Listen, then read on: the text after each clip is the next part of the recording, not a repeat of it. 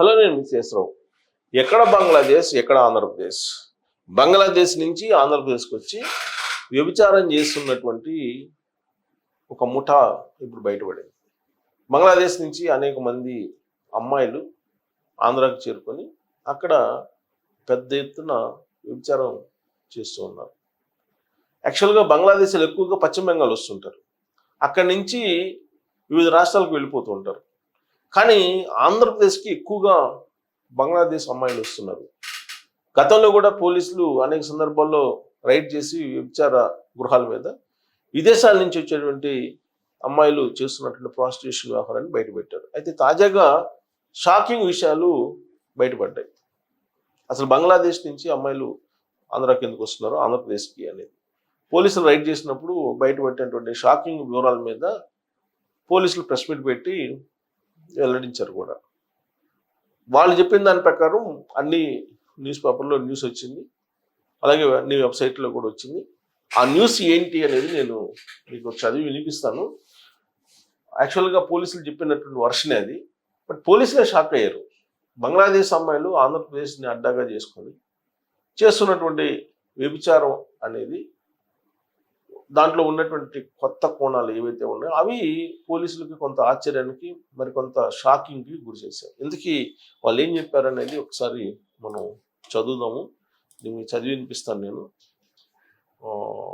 Article ఏంటి అనేది. ఇటీవల జరిపిన ఆకస్మిక తనిఖీల్లో భాగంగా వ్యభిచారం చేస్తూ పట్టుబడ్డ మహిళల్ని విచారించిన వేళ వారి వివరాలను సేకరించగా అందులో బంగ్లాదేశ్ చెందిన వారే ఉండడం, వాళ్ళంతా అక్రమంగా దేశ సరిహద్దులను దాటేసి కోల్కతాకు వచ్చేయటం, అక్కడి నుంచి దేశంలోని వివిధ ప్రాంతాలకు వెళుతూ వ్యభిచారం చేస్తున్న వైనాన్ని గుర్తించారు.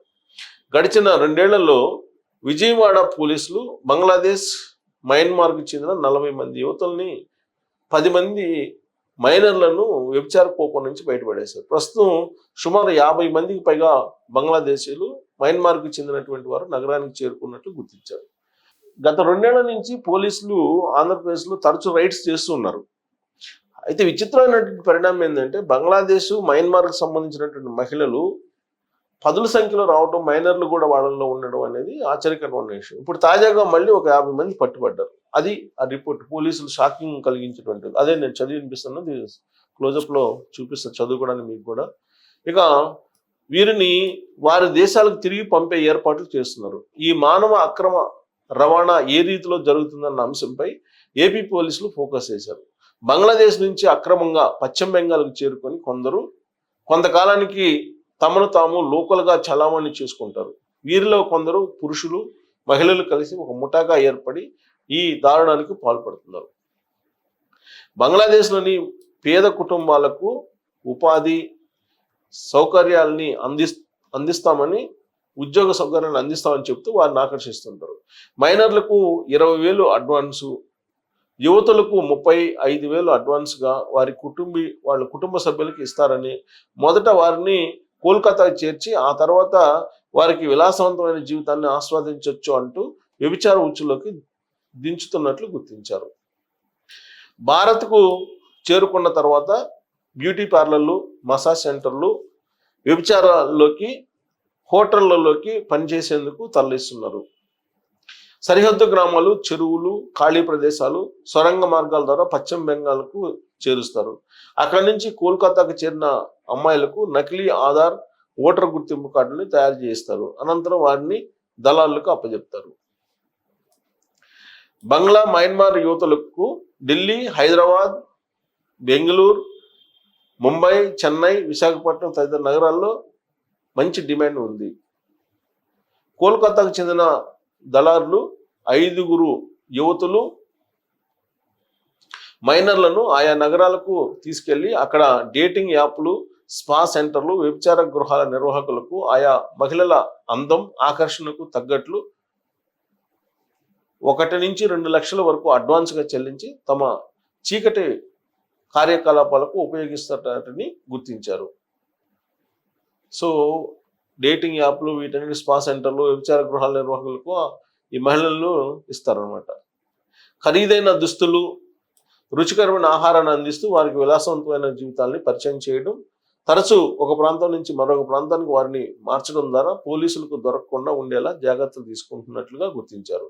సదరు అమ్మాయిల మీద వచ్చే ఆదాయానికి అనుగుణంగా జీతంగా 20 నుంచి 30 వేల వరకు ఇవ్వడంతో పాటు కమిషన్ కూడా ఇవ్వడం ద్వారా వారు మాట్లాడకుండా ఈ చీకటి కూపంలో ఉండిపోతున్నట్టుగా చెబుతున్నారు.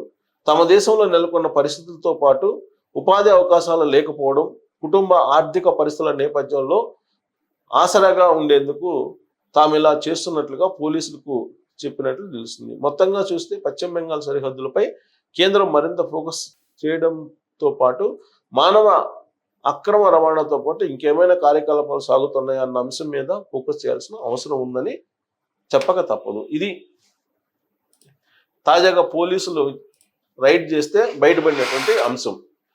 బంగ్లాదేశ్ నుంచి ఆంధ్రప్రదేశ్కి వస్తున్నారు. ఆంధ్రప్రదేశ్లో వ్యభిచారం బాగుంది అనేటువంటి ఉద్దేశంతో విజయవాడ, విశాఖపట్నం, హైదరాబాద్, ముంబై, ఢిల్లీ ఇలా ప్రధానమైనటువంటి నగరాల్లో వీళ్ళని తరలిస్తూ ఉన్నారు.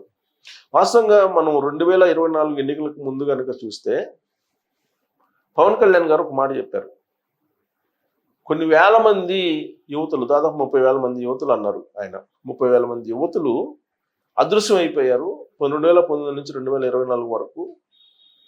అదృశ్యమైనటువంటి యువతులు ఎక్కడున్నారు అనే దాని మీద ఒక పెద్ద ఎత్తున ప్రచారం చేశారు 2024 ఎన్నికలకు ముందు. మరి ఆ యువతులను కిడ్నాప్ అవుతున్నారా, లేదంటే వాళ్ళు పారిపోతున్నారా, లేదా మళ్ళీ వస్తున్నారా అనే దాని మీద చర్చ జరిగింది అప్పుడు. మరి బంగ్లాదేశ్ నుంచి వస్తున్నటువంటి ఈ యువతుల్ని ఎవరు తీసుకొస్తున్నారు? యాక్చువల్గా పోలీసులు గత 2 సంవత్సరాల నుంచి బంగ్లాదేశ్ నుంచి వస్తున్నటువంటి యువతులను చూస్తున్నామని చెప్పి చెబుతున్నారు. వాళ్ళ రైడ్ చేసిన తర్వాత వాళ్ళు ఇచ్చినటువంటి ఇన్ఫర్మేషన్ ప్రకారం. అలాంటి పరిస్థితి ఎందుకు వచ్చింది బంగ్లాదేశ్లో? అక్కడ ఆ రాజకీయపరమైనటువంటి అనిశ్చితి. అక్కడ ఇప్పుడు రాజకీయంగా దారుణమైన పరిస్థితి నెలకొంది. ఆర్థికంగా ఆటోమేటిక్గా రాజకీయంగా అనిశ్చితి ఉంటే ఆర్థిక పరిస్థితి కూడా దారుణంగా మారుతుంది. భారతదేశంలో సుస్థిరమైనటువంటి రాజకీయ ప్రభుత్వం ఉంది కాబట్టి రాజకీయం కూడా స్పష్టతగా ఉంది కాబట్టి భారతదేశం అభివృద్ధి చెందుతుంది. పాకిస్తాన్ అందుకే వెనకబడిపోయింది. ఇప్పుడు బంగ్లాదేశ్ చిన్నాభిన్నం అయిపోయింది హసీనా తర్వాత. సో ఆఫ్ఘనిస్తాన్ కూడా అదే పరిస్థితి. ఆఫ్ఘనిస్తాన్ అయితే ఇంకా ఉగ్రవాదులు అనుకోండి, ఇక్కడ తాలిబాన్ల వ్యవహారం అదంతా. ఇప్పుడు బంగ్లాదేశ్కి సంబంధించి ఇప్పుడు మరి అక్కడి నుంచి యువతులు వస్తున్నారంటే బతుకు తెరువు కోసం, వాళ్ళు వ్యభిచారం చేస్తున్నారంటే ఏ రాష్ట్రాల్లో బాగుంటుంది అనే దాని మీద వాళ్ళు బ్రోకర్ల ద్వారా ఆధారపడి వస్తున్నారు. మరి రాజకీయపరమైన అనిశ్చితి ఉంటే ఏ రాష్ట్రానికైనా ఏ దేశానికైనా మరి ఇలాంటి పరిస్థితి ఉంటుంది. బంగ్లాదేశ్ వాళ్ళు ఆంధ్రప్రదేశ్కి వచ్చి వాళ్ళు ఒళ్ళు అమ్ముకుంటున్నారు, శరీరం అమ్ముకొని బతుకుతున్నారు అని అంటే దానికి కారణం రాజకీయపరమైన అనిశ్చితి, బలమైనటువంటి ప్రభుత్వాలు లేకపోవటం, అలాగే విజన్ తోటి కూడుకున్నటువంటి లీడర్లు లేకపోవటం, అభివృద్ధికి దూరంగా ఉండడం.